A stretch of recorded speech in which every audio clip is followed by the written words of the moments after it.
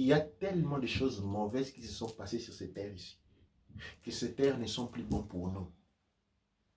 Vous voyez? Ce n'est pas que ce n'est plus la terre de nos ancêtres, mais des choses mauvaises se sont tellement passées ici. Et si je dois vous raconter certaines des choses que j'ai découvertes, on va passer d'une émission à un récit d'horreur.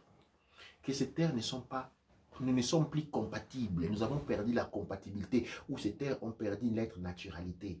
Nous sommes des êtres naturels et ces terres ont été transformées en des terres artificielles. Ce que nous devons faire plutôt, c'est ce qu'a demandé Marcus Garvey. Nous devons nous organiser ensemble et rentrer en Afrique ensemble.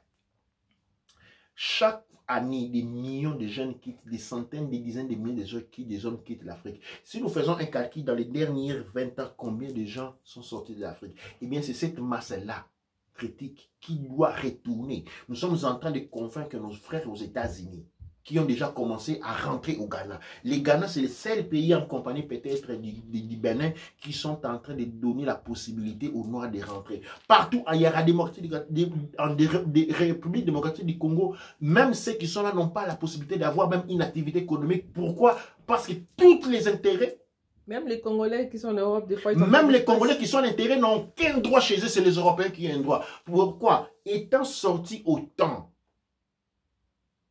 nous avons rendu ces territoires faibles. OK? Et aujourd'hui, ce n'est pas en créant des partis politiques en Occident, c'est en rentrant avec une masse critique énorme. Une grande masse doit pouvoir rentrer. Et c'est pourquoi vous avez vu que l'Occident était conscient de cela. On a créé les bolas blancs et on a bloqué les frontières. Mais ici, je vais vous dire quelque chose. Et je vais le dire seulement une fois pour ce soir. Les avions et les bateaux ne sont pas les seuls moyens de voyager. Les avions et les bateaux ne sont pas les seuls moyens de voyager. Il existe des moyens de transport qui partent de votre ville où vous êtes directement en Afrique. Et ils mettent seulement 5 minutes. Il existe des moyens de transport en commun. Il existe des moyens de transport en commun. Parce que vous pensez, tout le monde qui sont venus en Europe sont venus par l'avion ou les bateaux. Non. Détrompez-vous. Il existe des moyens de transport qui partent de l'Europe en Afrique, de l'Afrique en Europe, des flottes continues. Et ils mettent 5 minutes pour traverser l'océan, tous les territoires, peu importe. Il y a des moyens. Mais vous devez être prêts. Vous devez vous préparer. Vous devez préparer votre tête.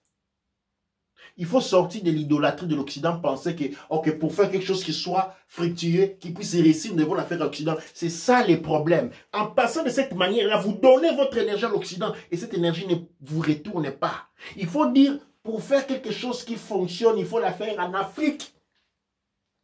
Ou Sirkama, pour ceux qui ne préfèrent pas dire l'Afrique. Il faut vous dire sur la tête, pour que ma vie soit meilleure, je dois aller sur Kama. Pour que je puisse réussir dans la vie, vous devez créer ces symptomatologies en vous au point de fixer l'image de l'Afrique dans votre centre de perception imaginaire. De la nourrir afin que cette image-là puisse devenir l'emblème et l'image centrale de votre contemplation intérieure. Cette contemplation intérieure, selon un fonctionnement complètement biochimique, va générer, va engendrer, va activer l'activité de certaines glandes qui jusque-là n'ont pas encore été fonctionnées. Et ces glandes vont sécréter des hormones. Et les hormones vont mettre en marche des sentiments. Et ces sentiments, des désirs. Et les désirs vont déterminer la force de l'action qui vont faire que demain vous vous retrouvez en Afrique et vous vous mettez en action. Arrêtez de penser en Europe comme la solution à vos problèmes. Arrêtez de penser que pour vivre bien, vous avez besoin d'un hôpital. Sinon, comme on dit, je ne sais pas, en Afrique, il n'y a pas des hôpitaux. En Afrique, il n'y a pas des hôpitaux parce qu'il n'y a pas de maladies. Parce que la médecine, dans l'Afrique, la médecine et l'alimentation font une. Vous mangez des nourritures qui vous guérissent déjà. Vous n'avez pas besoin d'un hôpital avec des trucs respiratoires. Non, parce que la nourriture déjà est curative. On n'a pas besoin des hôpitaux. Partout, dans tous les coins. Il faut changer votre structure de pensée. Et c'est ça les couches Kamit Congo. Les couches Kamit Congo, c'est celui qui voit son futur. La possibilité de vie. Seulement en Afrique, comme un lion ne peut être joyeux que dans sa savane. Avez-vous déjà vu un lion joyeux sur un bateau au milieu de l'océan? Avez-vous déjà vu un lion joyeux sur du ciment dans une cage? Avez-vous déjà vu un lion joyeux sur une chaise dans un salon? Non, le lion est en joie. Il sourit pleinement seulement dans la savane. Un poisson dans un aquarium n'est pas heureux parce qu'il sait qu'il n'est pas libre. Un mélanoderme ne peut être heureux, ne peut se réaliser que sur la terre de ses ancêtres, sur Kachopa. Et quand je dis Kachopa, je le répète. Je parle de tous nos ancêtres, j'ai compris tous les ancêtres que nos ancêtres ont choisi comme leur territoire et qui ne sont pas tombés entre les mains des Occidentaux. Je suis en train de parler des Kachopa. Je suis en train de parler des Gaïta, des Antilles et tous les autres territoires aujourd'hui qui sont des territoires mélanodermes par excellence. Nous devons changer notre mental. Nous devons transformer notre mental. Réanimer notre foi. À la fois pour Kama. Chacun de vos cellules, chacun de vos nerfs ne doit vivre que pour l'Afrique, pour Kama, pour Kachopa, la terre des rats, la terre des rats Messou. Quand vous fermez vos yeux, vous ne devez voir que l'Afrique. Quand vous fermez vos yeux, vous ne devez voir que la femme noire en termes de respect, non en termes de dépravation. Parce que la femme noire est avant tout une divinité, toute femme noire. Quand elle se comporte comme une femme noire, elle est avant tout une divinité. Parce que la prochaine fois que nous allons faire une émission, nous allons parler des races. Et je vais vous faire voir la différence qu'il existe entre toutes les autres races et la race noire. Parce que quand vous pensez qu'on est les mêmes, on n'est pas les mêmes.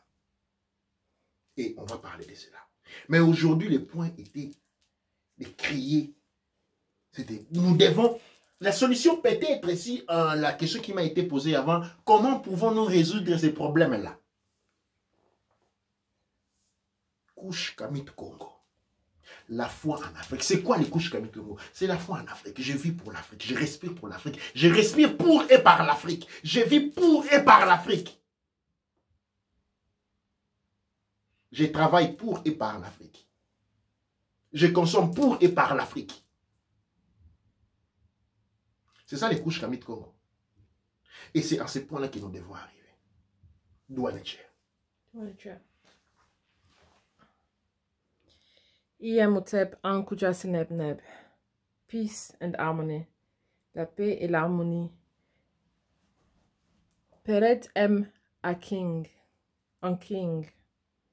Toi ou en terre. Ça c'est vrai. Le monde, c'est pas partout le monde. C'est vrai, Longhi. C'est pourquoi les mélanodermes doivent tout revenir à l'initiation africaine et la purification de nos nitos pour changer nos mentalités, pour rentrer depuis de tout petit. Je vois, voilà. Je vois quelle Afrique, Matondo, au TEP. Tout le monde dit Matondo, Douanetia, merci et tout. Il y a certains qui disent, il y en a qui sont sortis pendant les démonstrations parce qu'ils n'avaient rien à faire. Ah, absolument. Absolument. Il y a ces problèmes-là quand on n'a rien à faire aussi. Et je vous remercie pour avoir été avec nous durant cette ces partages. Je vous invite nombreux à rejoindre les couches Kamit Congo. Je vous invite nombreux. Pourquoi? Je disais avant, la réponse qu'on peut avoir à tout ce qui est en train d'arriver, la réponse, peut-être l'instrument qu'on peut utiliser comme arme pour contraster tout ce que le Démige a préparé pour nous, eh bien, c'est être couche Kamit Congo. Ça signifie quoi être couche Kamit Congo? C'est vivre pour et par l'Afrique. C'est respirer pour et par l'Afrique. C'est se nourrir pour et par l'Afrique. Ou Kama, ou Gachopa, ou Sematarui. Nous devons, spécialement nos enfants, nous devons faire de la sorte que nos enfants puissent avoir en nous l'image de l'Afrique seulement. Je sais que pour beaucoup, ce que je suis en train de dire n'a pas de sens. Pourquoi? Ils sont tellement dans la contemplation du monde occidental qu'ils ne peuvent pas, ils n'ont même pas l'image d'eux-mêmes hors de l'association avec le monde occidental. C'est ce que Malcolm X disait, que beaucoup de gens veulent se débarrasser de leur identité noire parce qu'ils ne connaissent même pas c'est quoi l'identité noire. Et tout ce qu'ils ont connu de leur vie, c'est seulement l'identité occidentale.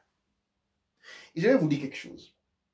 Vous savez, nous qui sommes nés en Afrique, nous qui sommes nés et grandis sur Kama, à différence de ceux qui sont nés en Occident, nous avons quelque chose à leur apporter. Et c'est pourquoi il y a cette discrimination. C'est lui qui est né en Occident parce qu'il est supérieur à celui qui est né en Afrique. Parce que nous qui sommes nés et grandis en Afrique, nous ne voyons pas les Blancs sauf que sur la télévision. Nous n'aspirions pas à devenir comme eux. Nous aspirions à devenir comme des exemples que nous avions devant nous. Nous aspirions à devenir comme notre oncle qui n'avait rien de l'occidental.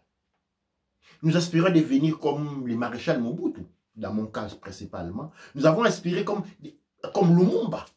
On aspirait à devenir comme Jomo Kenyatta, comme Sankara. Nous n'avions pas un contact direct avec le monde occidental. Ce qui fait de nous, ce qui nous met dans une position, et ce qui vous met dans cette position de ceux qui sont nés et grandis en Afrique, d'apporter de l'aide à ceux qui sont venus en Europe tout petits et ceux qui sont en Europe. Parce que quand tu viens en Europe, tu as le racisme qui est mis devant toi partout. Tu vois comment ton père fait des travaux minables et que les Blancs conduisent des grands jeeps. Tu vois comment ta mère fait des travaux minables pendant que les autres... Et tu ne veux pas ressembler à ta mère parce que tu associes ta mère à des travaux minables. Tu ne veux pas ressembler à ton père parce que tu ne voudrais pas aller laver les toilettes, faire des travaux minables. Et tu ne veux pas épouser ta mère. Tu ne veux pas épouser une femme qui ressemble à ta mère parce que ton subconscient associe, toi, avoir une mère qui ressemble à ta mère, c'est-à-dire être comme ton père. Et être comme ton père, dans ta psychologie, signifie faire des petits travaux. C'est ça. Vous devez comprendre cette profondeur de la psychologie. Et c'est ainsi que cet enfant-là, dans sa tête, si pour lui, l'enfant qui est né en Europe, qui a grandi en Europe, pour lui, la hauteur signifie ressembler au plus blanc possible, à épouser une femme blanche, un homme blanche. Et vous qui venez de l'Afrique, vous qui, comme moi, sommes nés et grandis en Afrique, vous avez cette grande valeur à leur enseigner. Que non, ce n'est pas comme ça. Que nous avons eu des grands géants. Que la médianisation, que l'imitation servile au modèle et à la figure représentative occidentale n'est pas la seule chose qu'on peut avoir. Il y a une imaginaire positif qui est complètement mélanadème. Ça, c'est une richesse que seulement vous qui êtes né en Afrique, vous avez. Ça, c'est une richesse que vous qui êtes né en Afrique, grandi en Afrique, que vous avez. Et cette richesse-là, c'est une aide que vous devez apporter à ceux qui sont venus en Europe, ceux qui ont été transportés en Europe pendant qu'ils étaient petits, et à ceux qui sont en Europe, vous devez leur enseigner ça. C'est ça votre contribution. C'est ça votre valeur. Parce que être né en Afrique, être grandi en Afrique, il n'y a pas une plus grande richesse que cela, je vous l'assure. Être né en Afrique, être grandi en Afrique, il n'y a pas une plus grande richesse que ça. Et ceux qui vivent encore en Afrique jusqu'à aujourd'hui, je vous assure, Ne pensez pas parce que vous leur envoyez de l'argent que vous faites quelque chose. Vous leur envoyez un argent pour vous convaincre que vous-même que vous êtes important. Il n'y a pas plus heureux qu'eux, je vous l'assure. Au fond du cœur. Ouais, ils sont en train de mourir. Tous mourront un jour. Vous n'échappez pas à la mort. Mais ils ont une vie que vous ne pouvez même pas vous imaginer ici. Et donc, vous contribuez à expliquer à ceux qui sont nés ici. Descendez de vos altères artificiels. Que la vie, c'est en Afrique. Vous voulez faire les Blancs. Vous voulez ressembler aux Blancs. Ces Blancs-là que vous voulez ressembler, ils ont fait leur grandeur où? En Afrique. Tous ces Blancs que vous voulez ressembler parce qu'ils ont beaucoup d'argent, où ils vont voler toute cette richesse-là? En Afrique. Si cette richesse-là se trouve sur ma terre, elle se trouve aussi en moi. Et si la terre africaine a aussi des valeurs, elle est aussi importante pour l'économie mondiale. C'est parce que je suis important, je suis important que l'économie mondiale. Souvenez-vous de ça. Et armez-vous de ces paroles. Et de vous laisser plier. Dire, voilà, tu viens de l'Afrique. Je viens de la création. Je ne viens pas de l'Afrique, je viens de la création. Tout ce qui est créé aujourd'hui part de l'Afrique. Dites-moi une seule chose positive. Qui est créé qui ne vient pas de l'Afrique? Une. Non, tous. Même pour faire les choses, tout vient de l'Afrique. Et si c'est sur ma terre, si toute cette valeur se trouve sur la terre dans laquelle je suis né, elle se trouve aussi à moi. Et donc relevez-vous, relevez la tête. Et toi qui penses que tu vaux plus ton frère parce que tu es né en Europe, abaisse ta tête. Et mets-toi à rang pour apprendre. Do an chair. J'espère que nous sommes arrivés à la fin. Si nous n'avons pas d'autres questions. Nous n'avons pas d'autres questions. J'espère que nous avons été là. Nous avons exploré tous les champs. Et nous avons besoin d'aide. Toujours de vous. Je sais que beaucoup disent, voilà, il faut faire ça, ça, ça. Mais comment vous voulez que je fasse tout ici? On est seulement moi et notre monde ici, là. À deux, là, on est en train de faire ce travail-là. C'est seulement deux qu'on est en train de faire. Mais si je dois encore traduire et puis faire des cours et puis après demain, vous voulez que les savons arrivent 2 jours après. Après votre crème Bikoudi, vous voulez que ça arrive, c'est toujours moi qui fais ça. Les crèmes Bikoudi, tout ça, les savons Bikoudi, c'est toujours moi qui fais ça. Et je dois faire l'émission, et je dois faire les crèmes, et je dois vous les emballer, et je dois vous empaqueter, je dois vous l'apporter en poste, je dois revenir ici samedi, dimanche. Et combien de choses que vous voulez que je fasse? Nous avons besoin de votre aide aussi. Nous avons besoin de votre participation. Doua Necher, Doua Amonra, Doua Nebercher.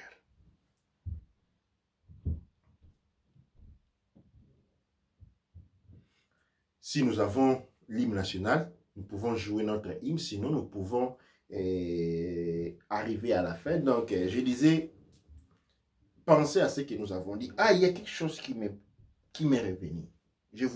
Nous allons faire une émission sur ça, mais je voulais intervenir. Vous savez, mes chers Sénécénètes, j'ai grandi, j'ai eu une enfance très difficile. Une enfance pleine d'abus. Pourquoi? Tout simplement parce que j'ai grandi avec une marâtre. Okay? Et vous, comment vous savez que quand vous grandissez avec une marâtre, ce n'est pas de l'eau à boire? Vous savez que ce n'est pas de l'eau à boire, spécialement en Afrique. Et ça a été une enfance difficile. Et ça me fait beaucoup de mal de savoir qu'encore aujourd'hui, en 2020, dans l'année 133 de Marcus Garvey, beaucoup des enfants sont encore en train de souffrir des abus dans les familles. Des enfants qui sont pris en Afrique, apportés en Europe et transformés en serviteurs de la maison, en esclaves. On prend les neveux, on prend la nièce en Afrique, on la porte en Europe, et bien il devient l'esclave de la maison. C'est lui qui doit laver, il n'a pas droit à l'école, il n'a pas droit à ceci. Des habits, on manipule les enfants, on tape les enfants, trop d'abus. Et une chose m'est restée à l'esprit. Dans mon enfance, quand j'étais abusé, moralement, violence physique, il y avait des adultes qui étaient à côté, qui ne disaient jamais rien. Et ça, ce sont des personnes qui, Je n'ai pas de la haine pour eux. Je les ai compris, j'ai pardonné. Mais ce sont des gens avec qui, personnellement, je ne parle plus. Je sais que cela peut sembler difficile et vous retrouver dans une situation d'un enfant qui est abusé, qui n'est pas votre parent ou qui n'est pas votre fils. Vous sentez que vous n'avez pas le droit de rien faire. Non, absolument pas. Vous avez les devoirs de protéger les enfants. Tout adulte a le devoir de protéger les enfants. Et les enfants noirs sont les enfants de tout le monde. Si moi je viens dans votre maison et je trouve que vous êtes en train de maltraiter un enfant qui n'est pas le vôtre, ou même qui soit, je vais me pointer. Je vais faire des menaces. Je vais vous dire que si je vais appeler la police, à moins que vous vous accordez, vous acceptiez de changer votre traitement par cet enfant et que vous puissiez accepter que je puisse revenir quand je vais à m'assurer que cet enfant est traité de la meilleure manière possible. Et sinon, là où je suis désolé, je vais appeler la police, je vais appeler les services sociaux et je vais écrire une longue relation. Tout ce qui a été fait chez moi là, c'est ce que je vais écrire sur ces papiers-là. Tout ce que, même ce que vous n'avez pas fait, c'est ce que je vais écrire sur ces papiers que je vais donner à la police. Je vais m'assurer que vous soyez punis. Et je vais m'assurer que cette information. Et donc, je vous invite vraiment à ne pas faire comme mes oncles, qui regardaient avec les yeux. Et puis disaient, ah, il va grandir. Une personne qui grandit dans une condition de souffrance, c'est une personne brisée. Et là, vous êtes en train de travailler pour l'ennemi. Quand vous êtes en train de travailler pour les colons. Quand vous permettiez qu'un enfant noir soit brisé. Vous êtes en train de travailler pour les colons. Je vous appelle au courage. Je vous appelle au sens de la responsabilité. Quand vous savez qu'un enfant est maltraité, abusé, faites ce qui est en votre pouvoir pour restaurer la marche dans cette famille, dans la vie de cet enfant. C'est ce que j'avais comme dernier mot. Dans les prochaines émissions, nous allons explorer cette problématique dans le monde du mélanoderme et pour qu'ensemble nous formulions des solutions pour en sortir. Doua Necher, Doua Amonara, Doua Neb Ercher. La publicité, ça vient toujours.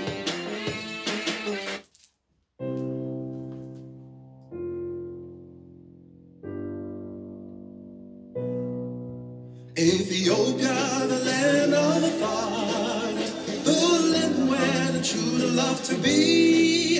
As storm cloud and the night suddenly gather, our armies come rushing to thee. We must in the fight be victorious when swords are thrust hard toward to